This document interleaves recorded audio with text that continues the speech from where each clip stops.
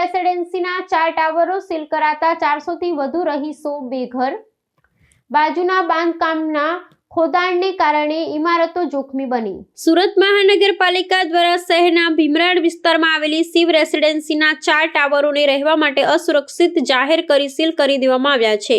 આ આકસ્મિક કાર્યવાહીને પગલે છેલ્લા 15 વર્ષથી વસવાટ કરતા બાળકો ને વૃદ્ધો સહિત 400 થી વધુ રહીશોની હાલત અત્યંત કફોડી બની છે।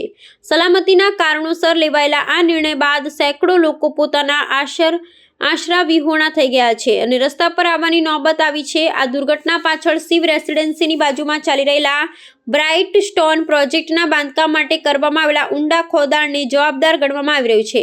રાજલક્ષ્મી બિલ્ડર દ્વારા હાથ ધરવામાં આવેલા ખોદાણને કારણે શિવ રેસિડેન્સીની પ્રોટેક્શન વોલ ઘસી પડી હતી, જેને પગલે સોસાયટીના ટાવરોના પાયા નબળા પડ્યા છે।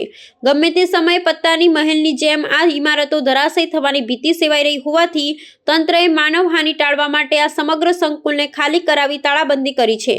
પોતાના હકના ઘર ગુમાવનાર રહીશોમાં ભારે રોષ અને આક્રોશ જોવા મળી રહ્યો છે। ન્યાયની માંગ સાથે મોટી સંખ્યામાં મહિલાઓ અને પુરુષોએ રસ્તો રોકી બિલ્ડર વિરુદ્ધ ઉગ્ર વિરોધ પ્રદર્શન કર્યું હતું। રહીશોનો આક્ષેપ છે કે બિલ્ડરની બેદરકારીને કારણે આજે સેંકડો પરિવારો રઝળી પડ્યા છે। વહીવટીતંત્ર દ્વારા રહીશો માટે વૈકલ્પિક આવાસની વ્યવસ્થા અને જવાબદાર બિલ્ડર સામે કડક કાનૂની કાર્યવાહી કરવામાં આવે તેવી માંગણી કરવામાં આવી રહી છે। હાલ સમગ્ર વિસ્તારમાં પોલીસ બંદોબસ્ત તૈનાત કરી દેવામાં આવ્યો છે।